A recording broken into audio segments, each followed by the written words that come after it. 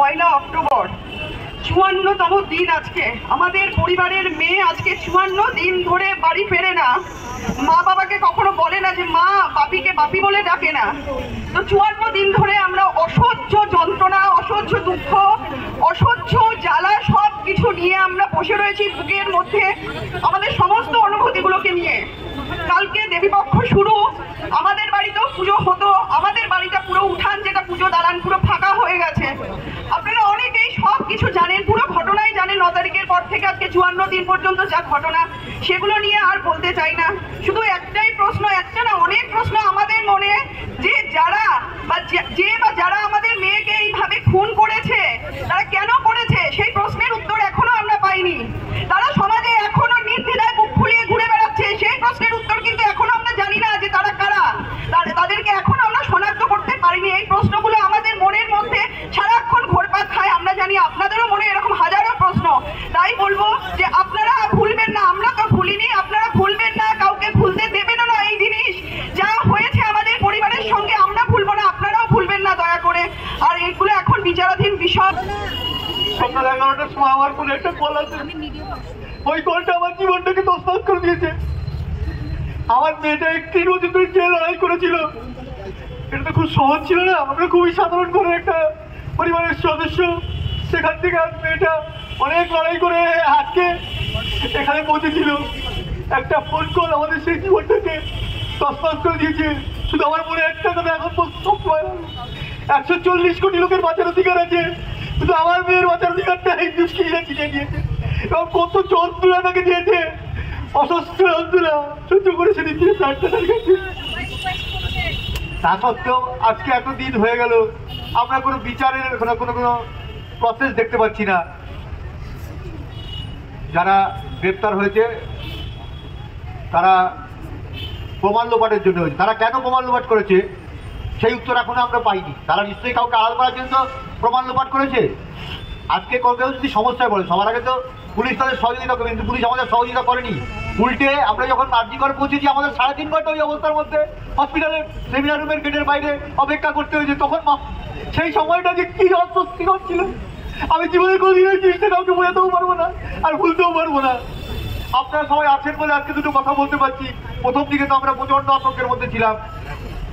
আজকে আপনারা আমার পাশে এসে দাঁড়িয়েছেন, সবাইকে আমি ধন্যবাদ দিয়ে ছোট করবো না।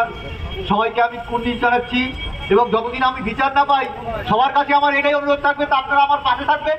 আমরা নিশ্চয়ই বিচার পাবো। আপনাদের এই উপস্থিতি সত্যি আমাকে একটু আশার সঞ্চার করে। আশা করছি নিশ্চয়ই কিছু না কিছু একটা হবে। আমরা অপেক্ষা করছি, এবং সিবিআই এবং সুপ্রিম কোর্টের উপর আমরা পূর্ণ আস্থা রাখছি। আপনারাও রাখুন। আস্তে আস্তে ধীরে ধীরে চেষ্টা করছি, যদি বিচারটা আমরা ছিনিয়ে আনতে পারি। বিচারটা সহজে পাওয়া যাবে না।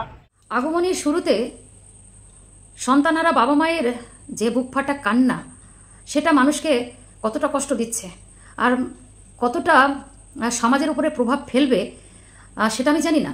কিন্তু এটুকু আমি বলতে পারি যে এই বুক ফাটা কান্না, এই যে বাবা মায়ের আর্তনাদ, মেয়েদের হাহাকার, চিৎকার, কষ্টেও পাওয়া, যেটা আমি বলতে চাইছি, তার থেকে কি এই ক্রিমিনালরা রেহাই পাবে? আপনার কি মনে হয়? আমি যেটা বলতে এসেছি, একদম পাবে না। আজ না হয় কাল এর প্রতিকার, প্রতিরোধ হতেই হবে। ধর্মের কল বাতাসে উড়েছে। তার থেকে বড় কথা, সত্যের জয় হয় একটু দেরিতে। সব কিছুর উদাহরণ আছে। যেমন দিনের রোদ্দুর চকচকে হলে রাতটা গভীর কালো হয়ে যায়, ঠিক তেমনি যতই ঘন অন্ধকার হোক, পরের দিন সূর্যটা তেমনি জোরে আলোকিত হয়। সেটা আমরা সব কিছু জানি আর কি। কিন্তু সেটা এখন হচ্ছে না, তাই একটু আমরা কষ্টের পথে আছি, কষ্ট আছি।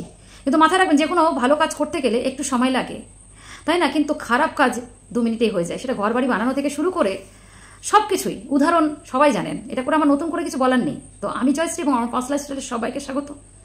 আজকে এই বাবা মানে আমাদের অভয়ের বাবা যেভাবে কেঁদেছেন, তার বাড়ির প্রদীপ নিভে গেছে এবং তার বাড়ির পুজো বন্ধ হয়ে গেছে। সব থেকে বড় কথা, দেখুন, পুজো আজ এবছর হচ্ছে না, সামনের বছর হবে। কোনো অসুবিধা মানুষের থাকতেই পারে, সেটা একটা আলাদা কারণ। কিন্তু পরিবারটা পুরো সারা জীবনের জন্য নিঃশেষ হয়ে গেছে, পুরো শেষ। শুধু এই নির্ভয়া না, অনেক বাবা মা আছে যারা সন্তানকে হারিয়ে তাদের বংশের সমস্ত কিছু সবকিছু শেষ হয়ে গেছে। তো আমার বলার বক্তব্য হচ্ছে, এই কান্নাটা সত্যি কি আমাদের যে সমাজ কতটা কেমনভাবে নিতে পারছে? যাদের মনুষ্যত্ব আছে, যাদের মানবিকতা আছে, যাদের সিদ্ধারা এখন সোজা আছে, তাদের কাছে একটাই অনুরোধ করব, প্রতিবাদ করছেন করুন, কিন্তু প্রতিবাদটাকে কলুষিত করবেন না, কলুষিত করবেন না। আর এই প্রতিবাদের নামে নোংরামো করবেন না, শুধু প্রতিবাদটা প্রতিবাদের মতোই করুন, যেখান থেকে দাঁড়িয়ে মেয়েটা যেন বিচার পায় এবং সব মেয়েরা, সমাজের সমগ্র জাতি, সমস্ত শ্রেণীর মেয়েরা, উঁচু নিচু, যাদের মাথার উপরে বড় ছাদ নেই, যাদের প্রোটেক্ট করার মতো বডিগার্ড নেই, এবং যাদের চড়ে যাওয়ার মতো কোনো 4 হুইলার নেই বা 2 হুইলার নেই, যারা যে কোনো রাস্তা দিয়ে যখন তখন স্কুল টিউশনস থেকে ফেরে, সেই সব মেয়েদের নিরাপত্তার জন্যে যে দাবি আমাদের উঠেছে বা উঠছে, এবং যে তিলোত্তমা বলুন, অভয়া বলুন, যেসব মেয়েদের উপরে টর্চারের যে দাবি উঠেছে, যে যারা ক্রাইম করেছে তাদের প্রপার শাস্তি চাই, এটা যেন বন্ধ না হয়। আর যারা কিনা এই প্রোটেস্টের নামে সমাজকে ভুল মেসেজ দিচ্ছেন এবং এখানে রং মেশাচ্ছেন, এখানে জাতি বর্ণ সমস্ত কিছুই মেশাচ্ছেন, মেশাবেন না। সবার ওপরেই আমাদের মানুষ, আমরা সর্বোপরি মানুষ, এটা মাথায় রাখুন। এবং যারা বলছেন না যে মানে আমার ওর এই মানে ভেদাভেদ তৈরি করছেন, করবেন না, করবেন না, দয়া করে মেয়েদেরকে একটু রেসপেক্ট দিন, সম্মান করুন। আর সত্যি কথা বলতে কি, যে সিচুয়েশন তৈরি হয়েছে, আজকে হয়তো আপনি মজা দেখছেন, কালকে আপনার ঘরেও ঢুকবে।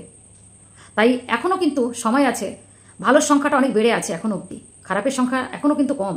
তাই জোট বাঁধুন, একত্রিত হন ভালো মানুষরা, যাদের সিদ্ধারা এখনও সোজা আছে এবং যাদের মধ্যে মনুষ্যত্ব